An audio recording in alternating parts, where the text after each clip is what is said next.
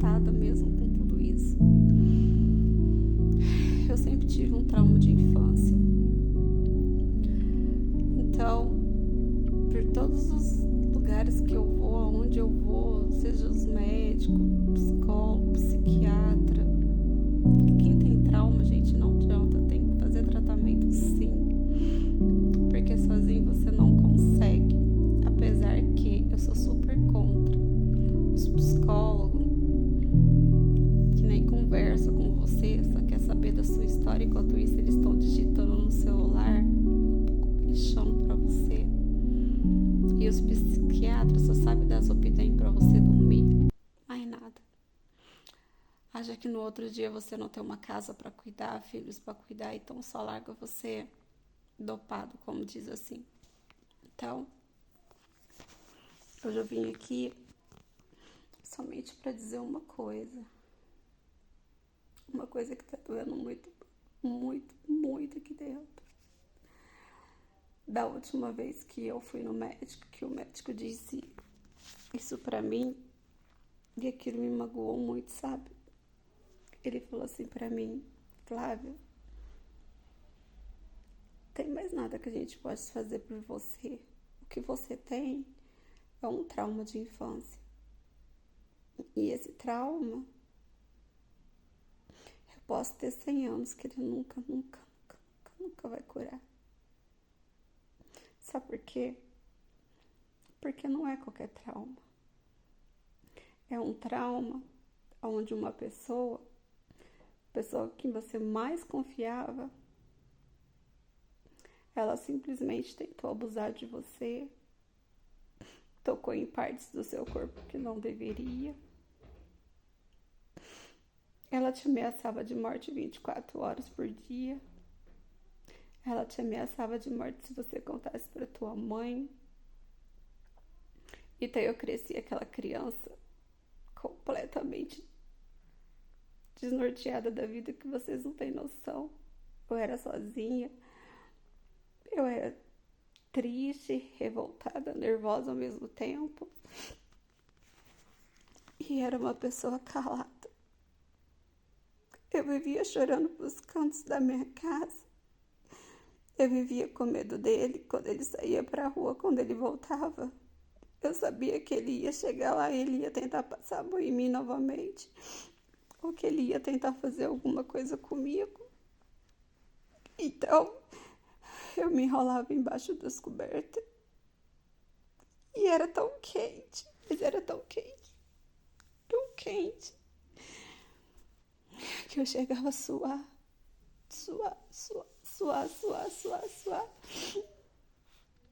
E eu não podia me descobrir porque eu sabia que ele ia tentar arrancar as cobertas e assim ele fazia. Ele chegava em casa com o som no último volume pra minha mãe não ouvir ou pros meus irmãos não ouvir.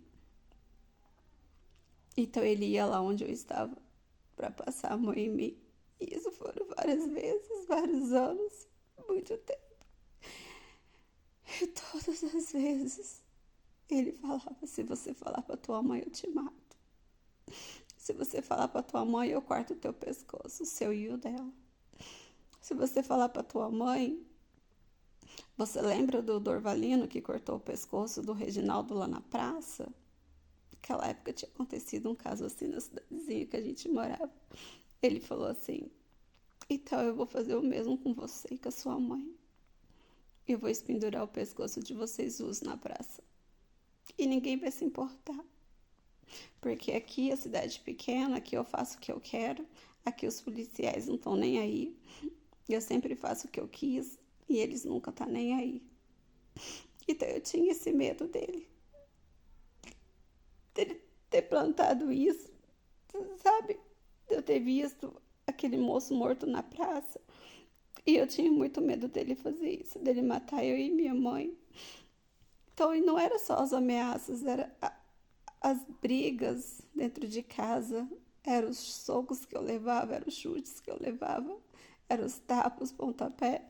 A minha cabeça vivia cheia de calo, por conta que ele me batia muito. Porque, de certo, porque eu não deixava ele conseguir o que ele queria comigo. Então, Eu cresci uma criança revoltada e eu não tinha apoio de ninguém. Eu não tinha apoio de tio, tia, professor. Naquela época, gente, nem no jornal falava em estupro, em essas coisas, pedofilia, não falava nada disso, muito menos no colégio. Meus professores na minha época faziam bullying comigo, os próprios professores. Quem mais eu poderia confiar se eu nem tinha nem professor? Eu ia confiar em quem? Irmão? Eu não tinha ninguém. Então eu cresci assim, cresci uma pessoa. Quem não me conhece, eu sou uma pessoa brincalhona, risonha. Eu tentei levar a vida por outro lado, mas aqui dentro, eu sou aquele lá. Não tem mais ninguém. É só ele que sabe o tanto que dói. É só ele que sabe quantas noites o meu travesseiro me ouviu falar: vai passar, vai passar, vai passar. Quantas vezes meu pai saía e chegava em tarde da noite bêbado e eu não dormia porque eu sabia que ele ia lá onde eu estava. Eu passava noites em claros. Quantas vezes eu desenvolvi síndrome do pânico. Eu só tô fazendo esse vídeo hoje, gente. É porque hoje eu não tenho mais minha mãe mesmo. Ela já faleceu faz 10 anos, então eu não tenho mais por que ter medo dela. Eu tô fazendo esse vídeo. É porque hoje eu desenvolvi uma doença muito séria, muito grave, chamada fibromialgia. E ela é causada por traumas de infância. E é uma dor terrível, terrível, terrível. Eu não desejo essa dor pro meu pior inimigo, não desejo essa dor pra ninguém. Só tô fazendo esse vídeo porque se tiver uma criança, uma adolescente, qualquer pessoa que já passou ou passa pelo mesmo motivo que eu, que seja ameaçado de morte, gente, conta. Não precisa ter medo. Conta pra alguém. Antes eu era sozinha, antes naquela época, 40 anos atrás, eu deveria ter uns 6, 7 anos quando ele começou, então, ou seja, 34 anos atrás era tudo muito diferente, mas hoje não.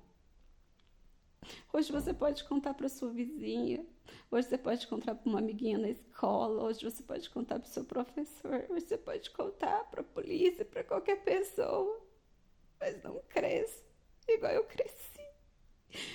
Hoje eu não tenho uma saúde boa, hoje eu não sou feliz. Hoje eu tenho 2 filhas e eu falo uma coisa pra vocês.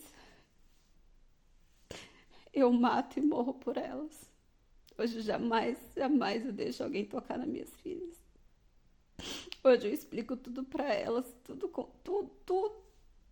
o que acontece. E falo pra elas, qualquer coisa vocês contam pra mamãe. Porque o que eu passei, gente, é a pior coisa da vida. Eu acho que nem se eu fosse uma mendiga, mesmo que eu morasse do outro lado da rua, ninguém teria o direito de tocar no meu corpo. O meu corpo é o meu templo. Tanto que fala, templo do Espírito Santo de Deus. Ninguém pode tocar, muito menos sem o seu consentimento. Hoje, a gente não tem mais relação, a gente rompe relação porque ele já assumiu uma vez tudo que ele fez comigo, mas hoje ele não é homem mais de se assumir. E eu não sei do que ele tem medo, porque a minha mãe tá morta. Mas hoje quem sofre sou eu, quem toma os remédios sou eu, quem passa dia e noite sou eu, não é ele. Então, você que tá aí, que você que às vezes um tio, um primo, qualquer pessoa denuncia.